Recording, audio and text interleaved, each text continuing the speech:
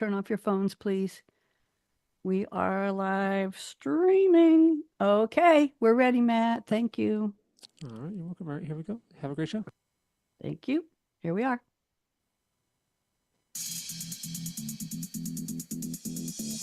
Where does yesterday's future, which is already here, meet today's future, which is about to happen, and tomorrow's future, which could be just minutes away? Welcome to Technology Revolution, the future of now, where host Bonnie D. Graham asks savvy futurists for their predictions about the tech-driven trends that are shaping our future right now.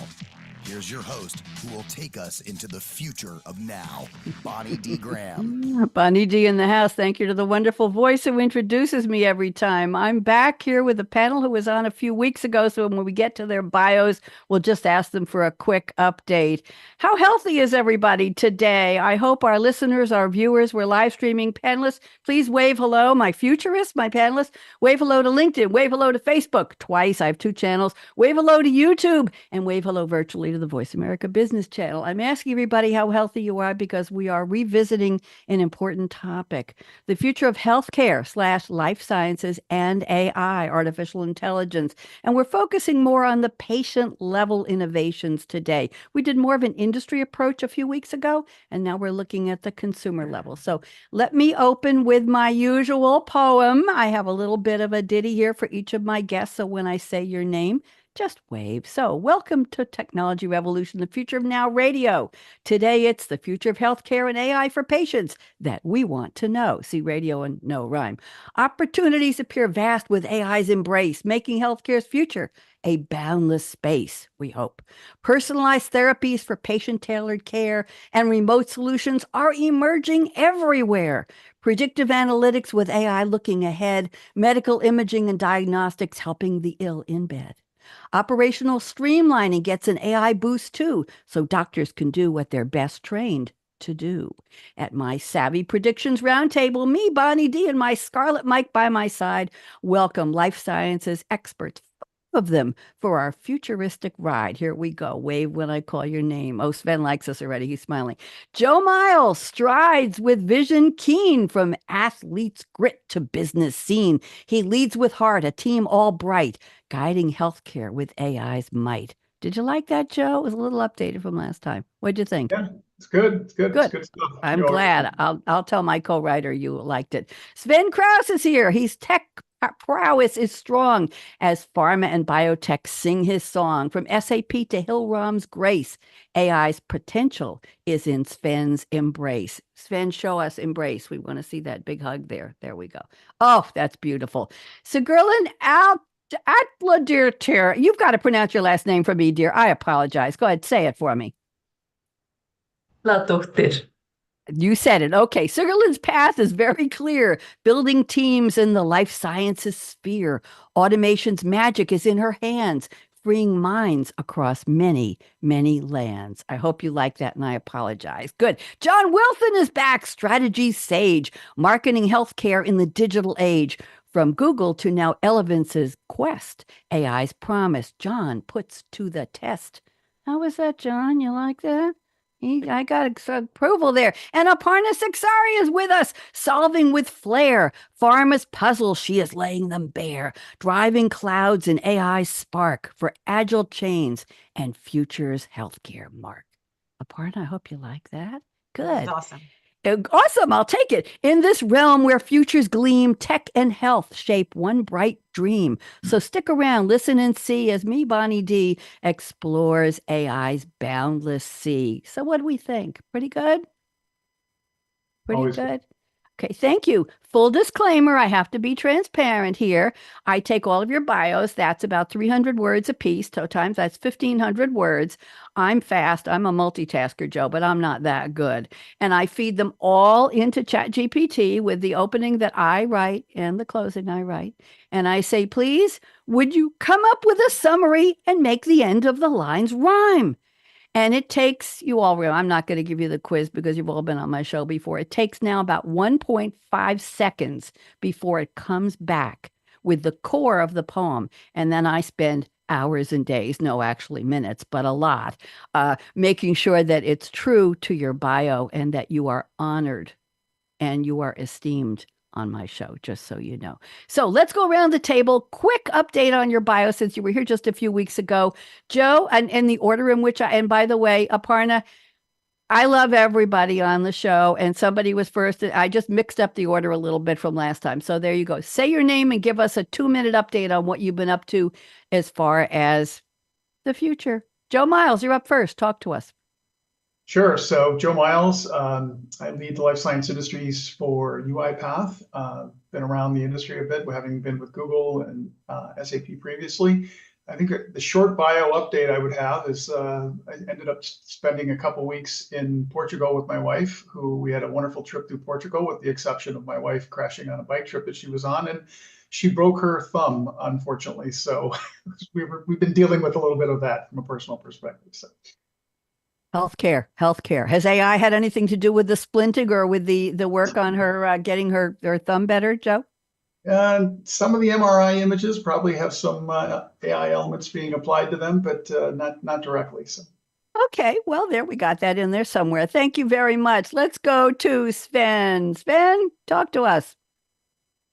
Bonnie, good to be back. Good to see everybody. Eventful summer, lots of travel. Kids are back in school. Partex has grown. As I mentioned last time, we're focusing on getting drugs faster to the patient with the help of AI.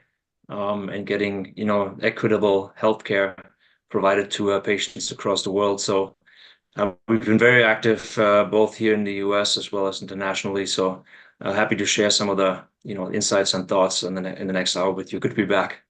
Thank you very much. You're very kind. Let's go to Sigurlin. Welcome back. Talk to us. What you been up to? Hey, great to be back. Thank you so much for inviting me back on. Yeah, Sigurlin Atladottir is my name. And as I said last time, I work at the interface between research innovation and getting the innovations delivered to patients. And that's a really exciting space. And that's what I've been up to in the last few weeks, bringing digitalization into this interface and making it faster, more efficient and get it to the patient faster, effectively. And of course, between the time I took some time off back in my home country in Iceland.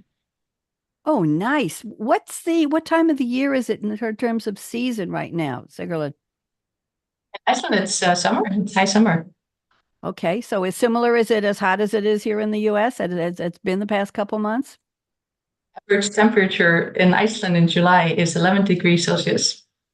And you want to translate that? Okay, not that hot. Okay. Oh, I have no idea about Fahrenheit. Somebody has to help me out with the Fahrenheit translation. Guess 50, something like that, right? Wow. We've been hovering in the high 90s to close to 100 here in the South. I'm in Tennessee, but right now it's a balmy low 80s and it's lovely. And the trees are starting to change just a little tiny bit. John Wilson, you're up. Welcome back. Talk to us. Thanks a lot, Bonnie. Excited to be here. So what have I been up to? So I'm a director of marketing strategy at Elevance Health. So still doing that, and really just been focused on having a strong Q4 for the most part. So yeah, excited to be here. Thank you very much. Brief and to the point, man, a few words, but you got a lot to say with your predictions and your quotes. Aparna is back. Unmute and tell us what you've been up to. Welcome back. Thank you. Thank you for having me back on the show, Bonnie. Similar to Joe, yeah, I've been in Portugal and Italy. It was super, super hot. I come from California. I live in California. 90s is okay. It happens to be 90s in summer. Sometimes it reaches up to late 90s, but Italy was super hot. It is 90, but it felt like 120. So yeah, that's on the personal front. On the professional front, I'm heads down into strategizing AI for SAP, embedding AI in all the products, and how do we close the gaps in the pharma, bringing AI to the pharma as well as med devices. So that's where we are heading to.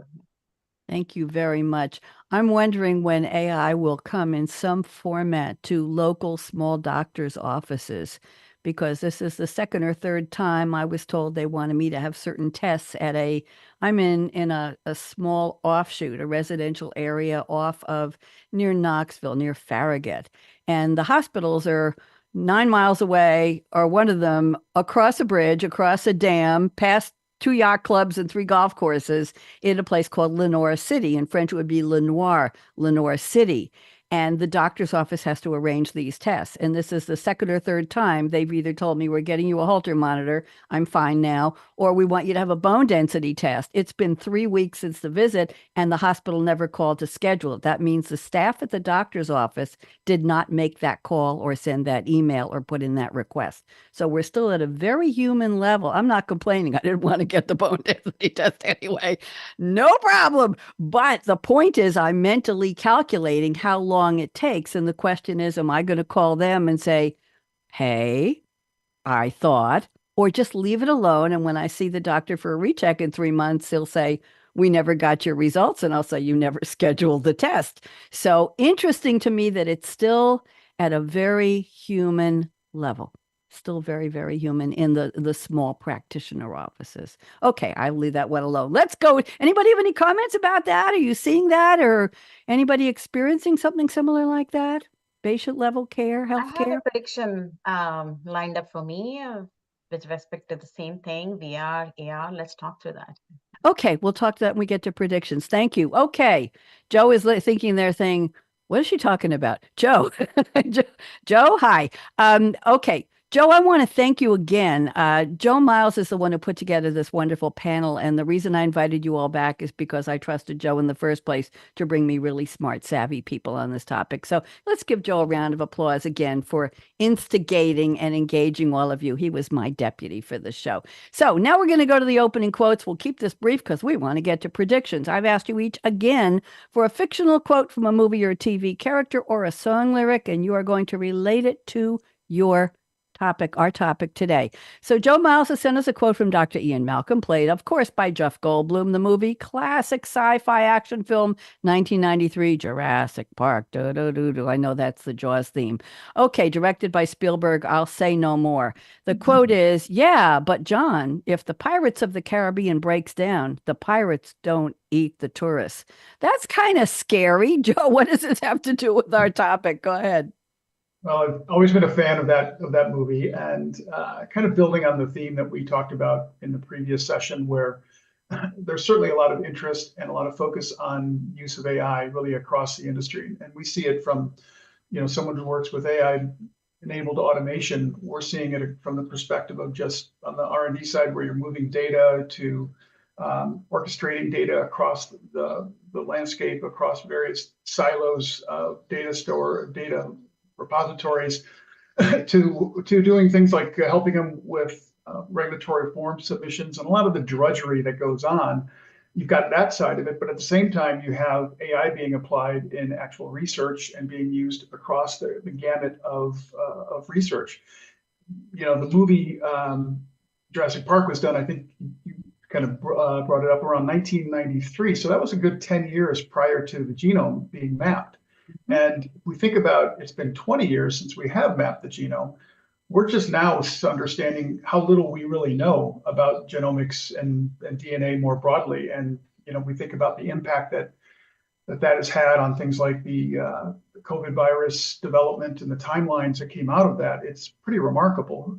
Yet at the same time, there's just a lot of concern around what's the implications of some of this technology and what does it really entail. And I think as someone who's, we're in and around AI really in various different levels, how is it that on your side, you're using AI to be much more productive and to make your day easier, fun, interesting? At the same time, how are we doing things where maybe we're giving too much control to AI, and the concerns around letting the AI drive a lot of the decision making? So it's really, I think it's still an exciting time. There's obviously some concerns as we go forward and as we start to embrace AI, but making sure we have the guardrails, making sure we have the governance and the visibility and the transparency around the AI is going to remain a critical imperative. So. Thank you very much, Joe. Opens up a lot of issues, and we'll talk about some of those during the prediction segment. Let's go to Sven.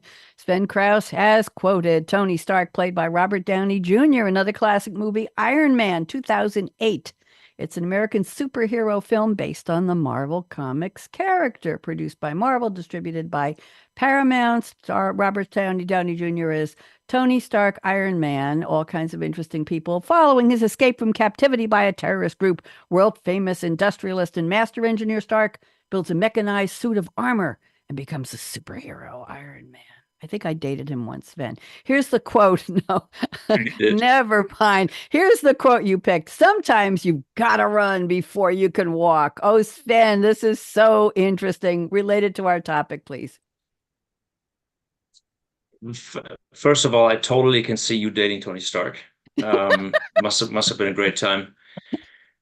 But I'm a huge fan. I love the Marvel series. I'm now watching them with my kids and explain all the superheroes to them, or they explain them to me. But I'm a big fan of Iron Man for his ability to invent things, to solve problems, to go back to the basic principles of the problems, but also jumping in with both feet. Like he's obviously the situation you described where he had to escape was a little bit like born out of the emergency situation that he was in, but in anything that he has tackled, like he tries it out. Like he doesn't try to overanalyze for years and then makes a decision, but he just tries it out, takes the risk, and has the courage to try something. And for all of us on this call, we all have work in the intersection of technology and in our case, healthcare and life sciences.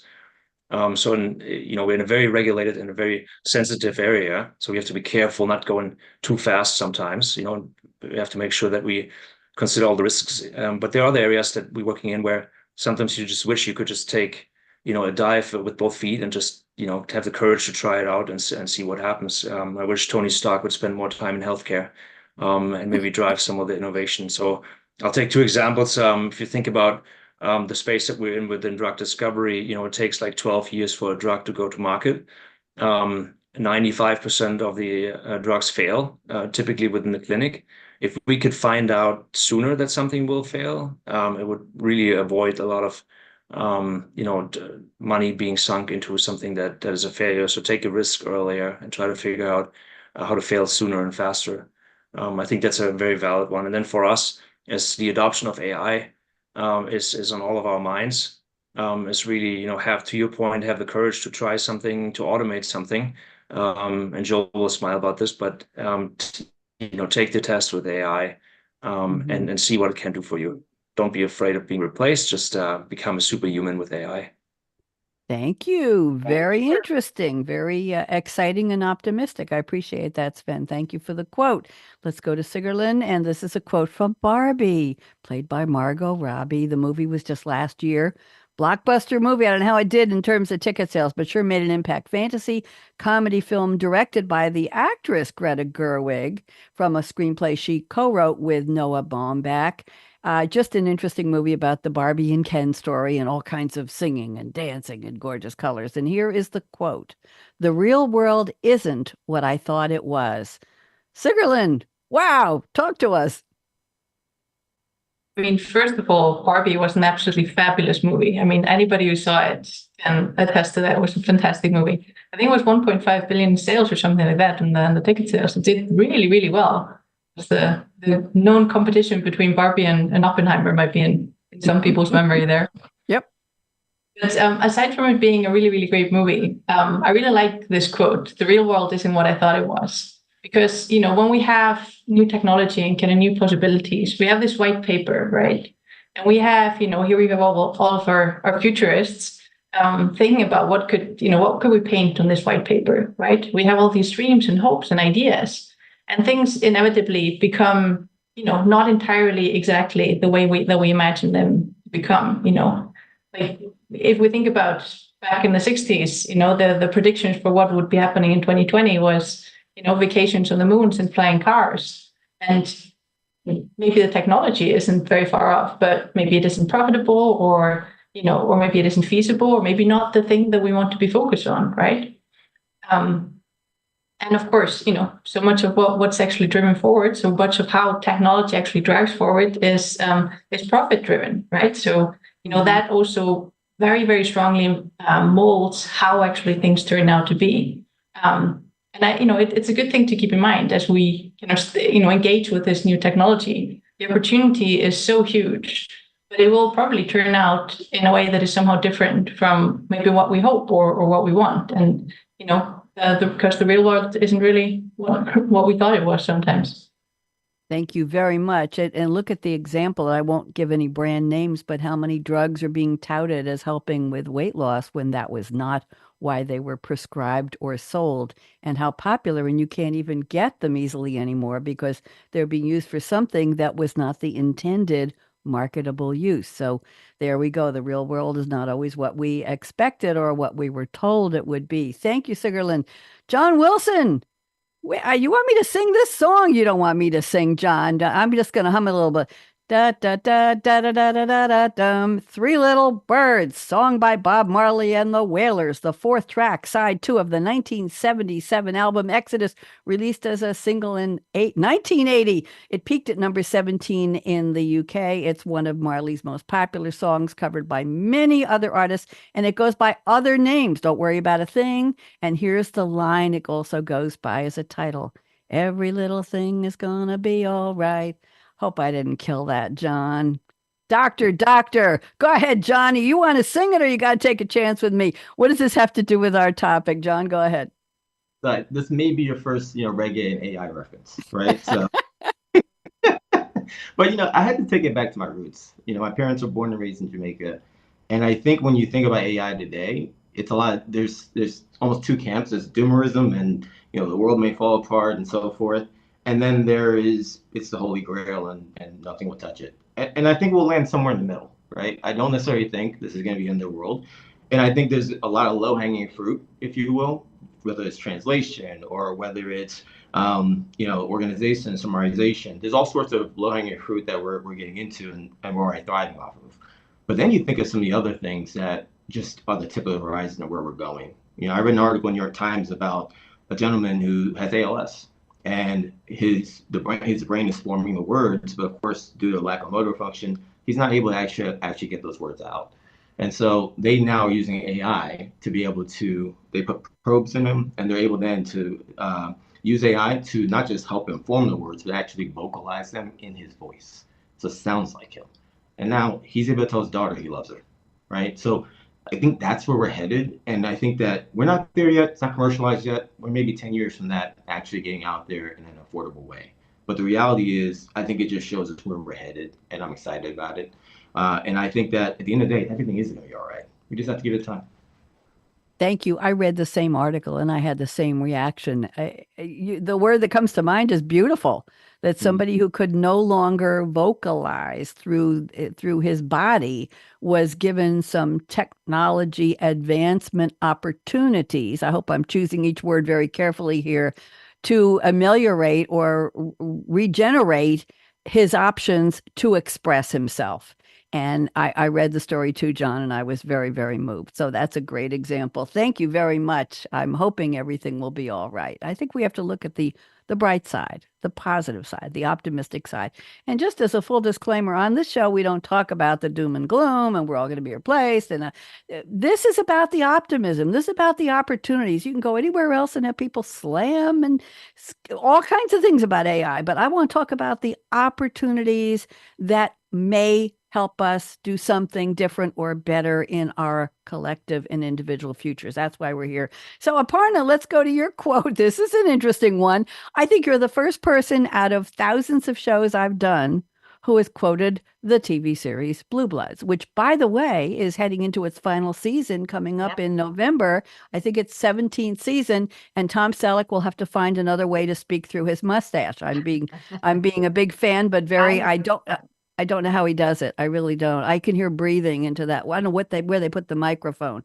Okay, so here we go. Frank Reagan, played by Tom Selleck, Blue Bloods, American police procedural drama TV show. It started in 2010. It's still going strong. It's about the Reagan family, an American Irish Catholic family of cops in New York City with a history of law enforcement.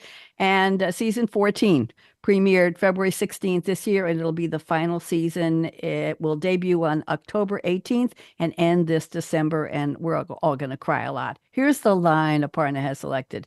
Everything worthwhile has a personal cost. That's deep. Aparna, go ahead. Frank Reagan really said that? Go ahead. It is indeed very deep.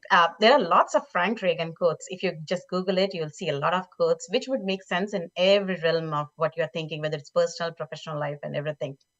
he has a very strong character in Bluebird. So he showcases how he keeps up his grit amidst all the activities. Being a New York Police Commissioner, what does he do?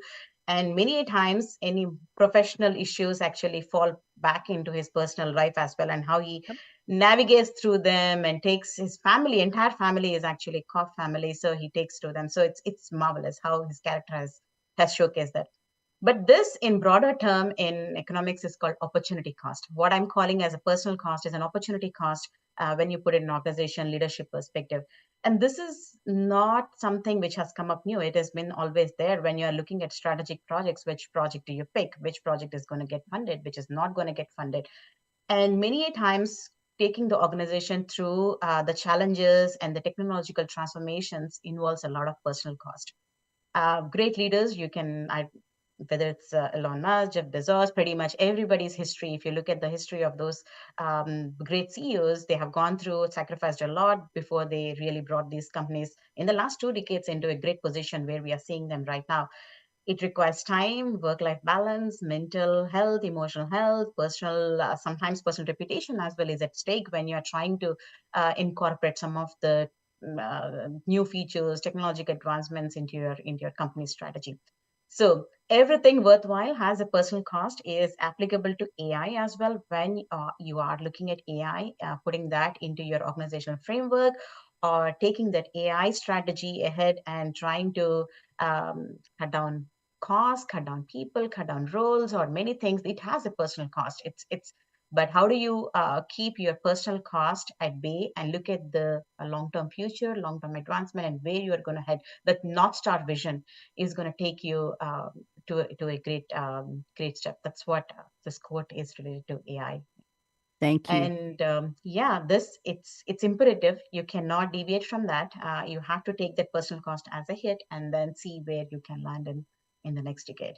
Yep. And interestingly enough, the Blue Blood story is a story of a family who are in various parts of law enforcement over the history of multiple generations, and their choices and how they stick to what's best for the city, for the police force, and then for the family. And there's often a conflict of ethics, and talk about guardrails, Joe. There's often a guardrail conflict of when you're a policeman or you're the chief of police, and how do you deal with this or that situation comes up in law enforcement or with danger for people. So I'm rambling here. Thank you all. Wonderful quotes. Appreciate it. Let's go to the predictions. Joe Miles, I've already put yours in the chat for you. Sven, I'll have one lined up for you in a second, and I will pick a prediction from each of you.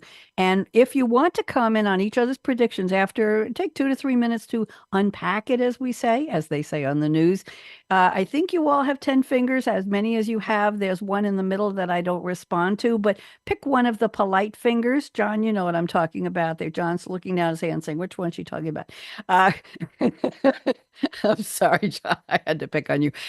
Wiggle one of your fingers and you get a 1 minute approximately to respond, agree or disagree. So Joe Miles says the following: as more and more of patients' health history is digitized.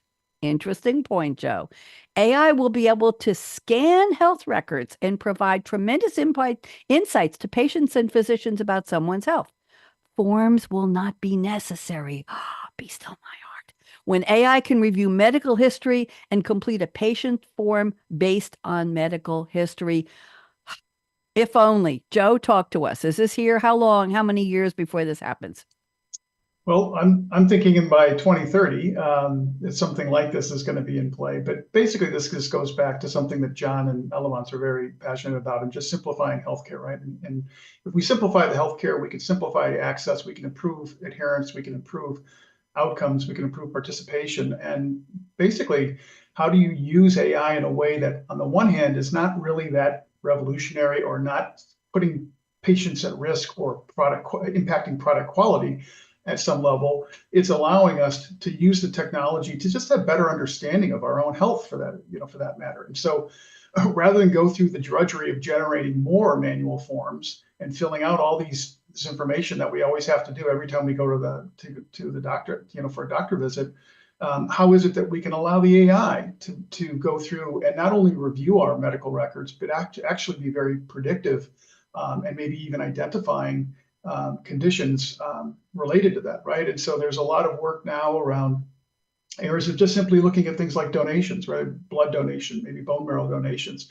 Rather than having a patient fill out their medical history, why not let the AI go through and determine that medical history and then apply that to any inclusion or exclusion type of criteria based on their medical history? So maybe they were a cancer survivor, and so maybe that wouldn't be a good candidate for maybe blood donations, or maybe they didn't have cancer and they had maybe a blood type that might make them a better candidate for bone marrow donation of different sorts. So allow the AI to maybe conduct that first element of that triaging, even searching through databases when, of course, when they have appropriate privacy access to those records, and that can be applied again as in a bone marrow context, or something that Sven is very familiar with from a clinical trial perspective, right? And how do we identify candidates for potentially rare disease scenarios? We know rare diseases are quite literally that, they're very rare. So identifying patients under having physicians even having access to that information, physicians may not even have the ability to diagnose some of those rare diseases because they are so rare.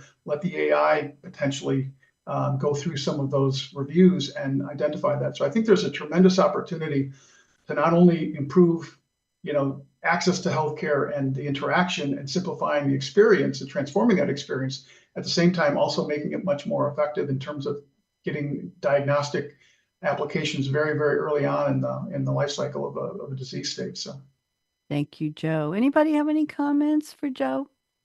We good? Oh, Joe, you must have said it all so well. No, but everybody is just tongue-tied. There we go. Thank you, Joe. I appreciate that. Joe, everybody who's watching us wants a reminder. What is that little drone bot over to your left shoulder? What's its name and what is it doing there, please? That is my little bot friend who is helping me automate my day. And we use automations to do a variety of different things throughout our day. And this is just one of the characters. We add a persona to those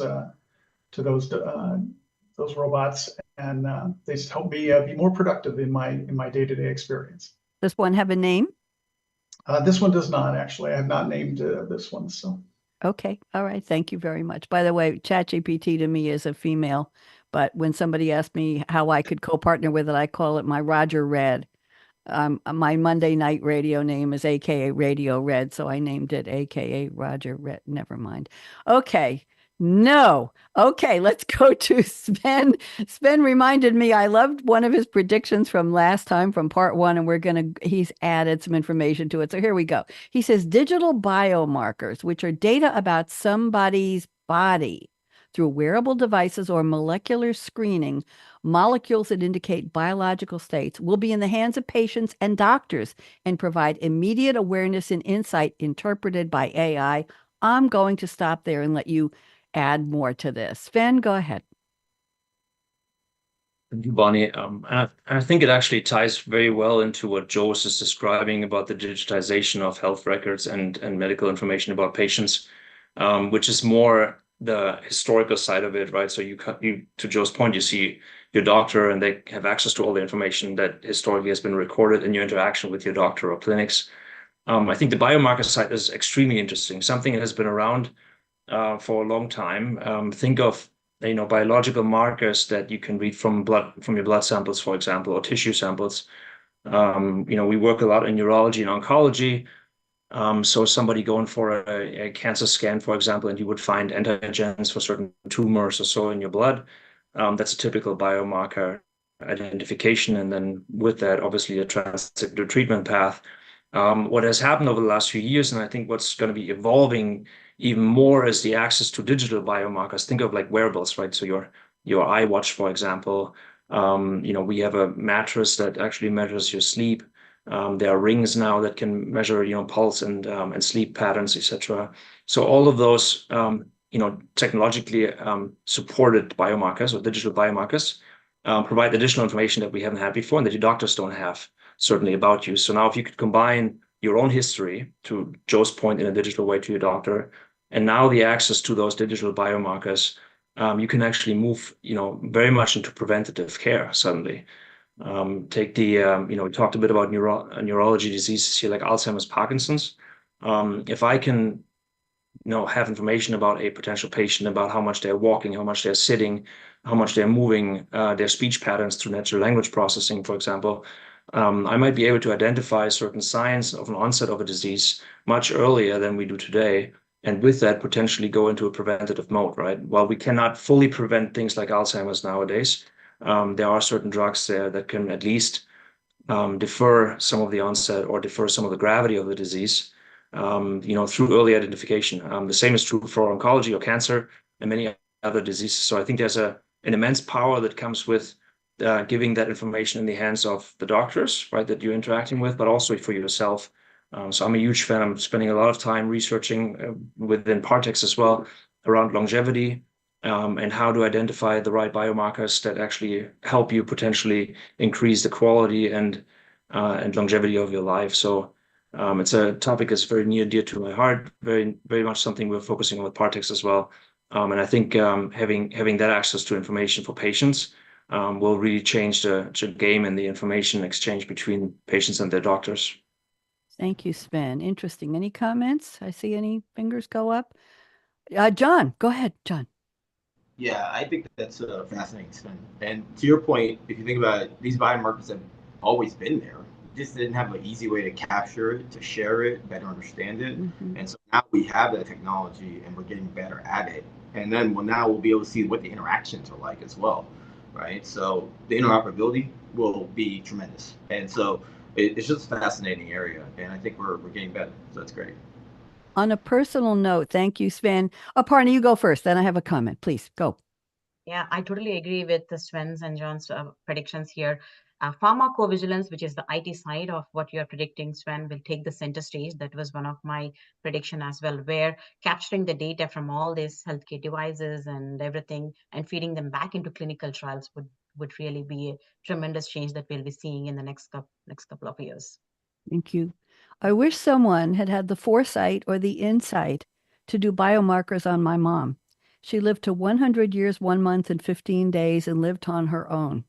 She was able to manage her life. And when I said, Mom, you want to get an aide or somebody to come in, she said, why? They're going to watch me get dressed in my beautiful clothes every day. They're going to watch me play the piano so well that my neighbors are going to complain when I don't play enough. They're going to watch me play bridge. They're going to watch me play mahjong.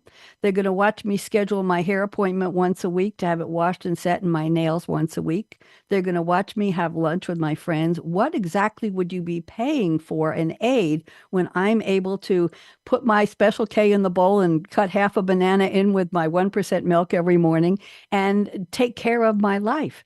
That was her attitude. And a lot of her friends lived, and she died in her own bed in my arms. She had the flu in 2017. We didn't know this was not a pre-COVID, but it was as virulent as people half her age were dying in their 50s from that flu. And we didn't even know she had it with a flu shot. And she took a cough and she stopped breathing in my arms.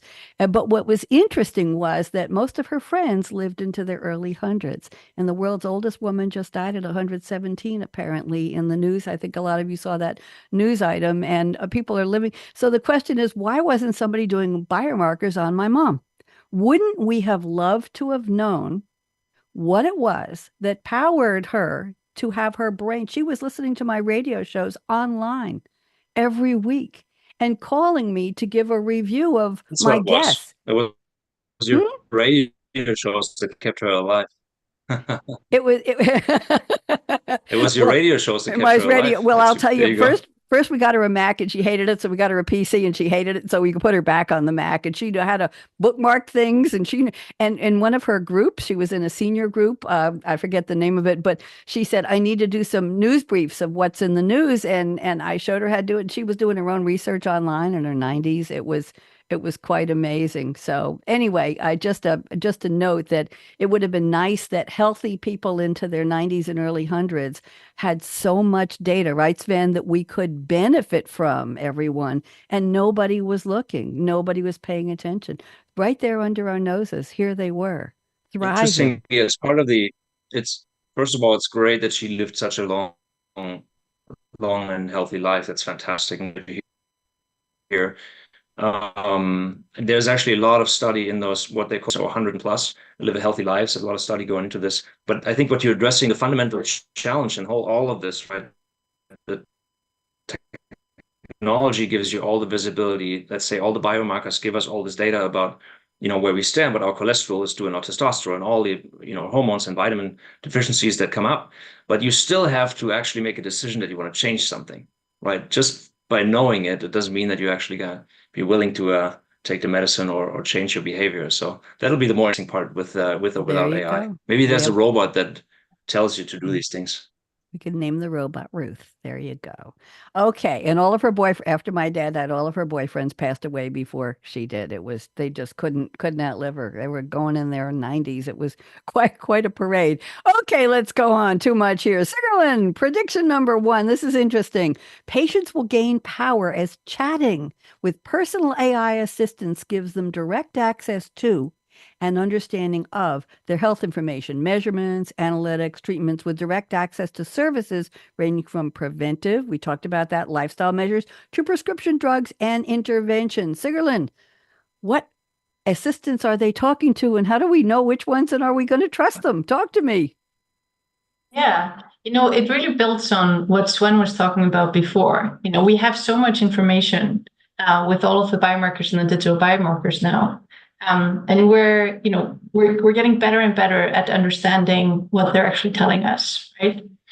And this is, like Sven said, it's fabulous for doctors to be able to have access to this information and give good guidance. But the thing is, the way that I see it is that this digital health opportunity is really to democratize access and give and really empower people to make these better choices, as you were talking about, Sven, because that's kind of, that's the problem, how to actually make the better choice, right? We see this already happening in continuous glucose monitoring.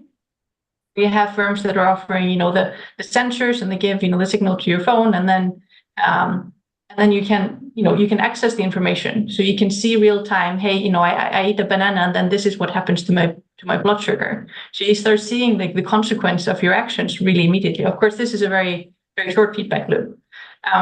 But the effect of starting to measure and kind of track things over time is that you start understanding what's the relationship between action and behaviors and some kind of consequence.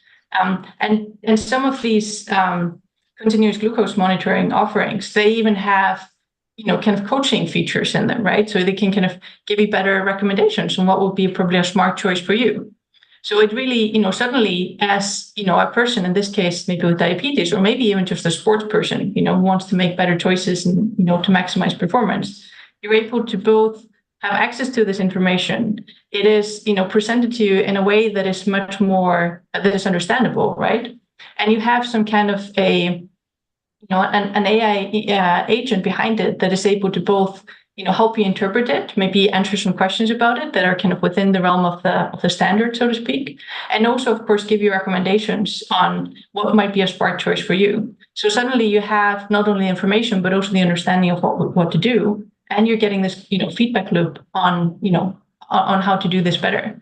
And it's just a skip and a jump, really, to think about going from this simple feedback loop of insulin and start thinking about, all of the other biomarkers that we have, that we start having access to. Even, like there are other examples where we have, motion sensors in phones being used to measure kind of Parkinson biomarkers, things like that. And it's not a very, far-fetched dream to start thinking about putting these things together in this kind of a similar feedback loop. Because once the doctor has it, the doctor doesn't get rid of the same problem that they have today, which is, you go to the doctor and the doctor says, because this is your bone density measurement, it will probably be very smart for you to, eat more products with calcium in it and, do some jumping exercises, right? But, how much of it do you do when you actually go back home? Once your doctor is able to collaborate with your kind of AI assistant that's able to help you both, read your measures and recommend the best behavior, suddenly now you have the power, and now you have the understanding of what's actually the result of taking a different action. So this is what I see. I think this is a huge democratizing opportunity. Thank you, Sigurlin. I'm going to cut the comments, and I want to make sure we get a prediction in here from, I have one teed up from John and then one from Aparna, because we're looking at about 9 minutes left. So thank you.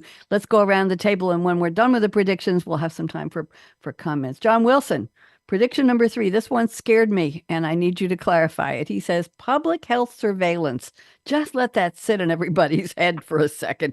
Public health surveillance using AI will be more integrated into public and private sector data sources to drive faster and more efficient use. Can you just confirm and clarify that, please, John? Who's looking at whom and what are they doing with it? Come on. Yeah, so it's interesting. I think surveillance is a scary term, but surveillance is really looking at how are we, as public health agencies, et cetera, looking at indicators that are happening within our society, right? So, for instance, when you think of COVID or any other kind of communicable disease, you're trying to figure out how can we find those signals early and then be able to offer any kind of remediation, and then hopefully that can lead to prevention in the future. So it's not about spying or people watching you in your home or anything like that. It's more about being able to understand quickly what's happening in society. So that's the best way to look at it.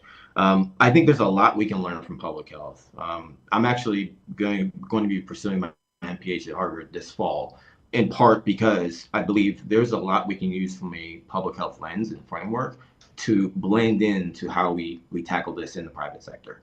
Right now, they're very much disjointed in a lot of ways, and I think that we can really just learn and then iterate using those models and frameworks. But I think that what AI is going to do for us is to help us to be able to find those things faster. And it's always going to be watching and looking and learning and sensing. And that's something that's very different than how we've typically operated, where it has to be something that is hard coded. We think about it, we then hard code it, and then we put out a solution to go and do the job, if you will, right? So that's kind of how I see it. Thank you very much. And as far as digitizing patient records, Joe, were you the one who brought that up? Within about an hour or two after each doctor visit, I get an email that says, here's a summary of your visit. And he has been typing in while he's talking to me. They don't really examine you anymore. They just talk to you. Yeah. Oh, they'll touch your ankles and they'll do a quick, where's your heartbeat? And do you have any wheezing? And that's it. But they're typing, and his RNs and PAs do the same thing. And you get a digital. I don't look because I don't want to know what the scale said. So we'll leave that one alone. What can I say? And then there's my chart. Let's go. Thank you, John. Let's go to Aparna. And this is the one she really likes the best. Virtual reality-based technology. We're talking AR and VR. How fun is that? Either for plant operations or diagnostic healthcare. Let's focus on diagnostic, such as doctors examining the wounds of patients, wounds, and even remote surgeries will soon become common. Aparna, talk to us. Yeah. Go ahead. Yeah, thanks, Bonnie. I think we have touched on EHR, so I will not drain on that. But VR and AR are going to be a great tools for data visualization. Even before AI can take the entire space in the healthcare, I'm expecting that VR and AR will take the center stage, whether it is providing training to surgeons and all the complicated surgeries through the VR technology, or eliminating some phobias, mental health sector as well. I'm seeing that VR and AR would take a great space where you can actually look at what is causing that phobia, what is the PTSD the patient has, and they can actually get it overcome those scenarios. And also looking at pain, because the doctors, if you're not going through certain surgery or you do not know the pain, so how do you empathize with the patient? What kind of pain the patient is going through? So this VR is going to be very big, going to take a very big leap in the healthcare. And imagine doctors having all the electronic health records with the AR technology. When the patient is sitting in front of them, they know what is the cholesterol, how is the cholesterol graph has gone up, what kind of food they have eaten in the last 2 years, what is the dietary changes. So all these are visualization techniques which will help them get to a decision faster and also more accurate decision making because of this AR technology. That's what I'm expecting would take precedence over AI. AI would actually be would slow down and allow these technologies first to take the forefront, is what I'm expecting it. And AR also in plant operations. This is not the topic for today, but companies have been using for AR technology for plant operations, more accurate fill, pack, and finish packaging technologies. So I will not touch on that. But in healthcare, it is going to bring in a tremendous benefit. I was reading through an article in the last few weeks where VR and AR technologies can help with the sign language. Imagine coupled with AI, someone is speaking to you and you're able to visualize what that person is telling you and you're able to understand and respond back. And it has an AI element as well because it has to learn, the technology has to learn it on the forefront. So This is amazing what we can do with VR and AR, and in the long run, coupled with AI to really close a lot of white spaces in how it can be interacted with the patient in the more efficient way. Can we use the word exciting, Aparna? Can we Exciting. say exhilarating, exciting, that it's going to get better, that we will, Amazing. John, figure out how surveillance is a good thing and how it's being used and who's doing what with the data? I have about 2 minutes left. Anybody have a closing statement they want to make about patient-focused innovation? Joe, anything you want to add? Go ahead. Yeah, I was just going to mention, I think somewhat embedded in everything that all the panelists have said, but in particular, John's use of the word surveillance kind of jarred through. But necessity is sometimes a mother of invention, right? And if you think about necessity from the perspective of, as John was describing, using it in a way to provide early guidance around potential health conditions that you may have that you may not know about for months on end because they're just not rearing themselves at this point. But your ability to use AI to flush that out from a digital perspective and analyzing a lot of data is one aspect of it. But I think another one that I've heard, I think we've all heard probably a lot about is the issue of aging, right? And digital companions. As we think about markets like Japan that have a very, one of the oldest countries in the world, if in terms of population over the age of 65, they don't have a birth rate that's going to support necessarily helping a lot of those older folks. So having literally digital companions that can help them navigate their day, help them with simple tasks and so forth. We may not have options in many respects. So we may be forced into doing some things that will further drive, I think, our use of AI, which will be both really fascinating and probably a bit unnerving as well, but it's something that we'll have to really confront at some point. Thank you. And I will tell you all that every day at 6:25 p.m. Eastern Time, Alexa tells me there's a quiz and she gives me a multiple choice. And sometimes it's cultural stuff I've never heard of. It's MMA fighters or it's certain movies or certain foods, things. And I just take a guess and she says, your choice is the number one or it's the number. And she gives me the percentage. I have half the time, I have no idea, but it's something to do when I look forward, no matter what I'm doing at 6:25 p.m., as long as I'm not on the radio, I run in and I say, could you please repeat, Alexa? And she'll say, sure. And she'll repeat. I can get her to repeat 5 or 6 or 10 times until I understand what she's saying anyway. And she'll tell me a joke from time to time. We got to go. But first, I want you all to raise your finger. This is the index finger on whatever hand you use. And on the count of 3, you're going to join me in yelling, no, no, no. People say the future is already here. Almost. But our answer is 1, 2, 3. Sven and Joe. No, no, no. Oh, come on. You could do better than that. Let's do it. No. That's because that was yesterday's future. When I was thinking of that sentence, it was the future. And now it's the past because the future isn't here yet.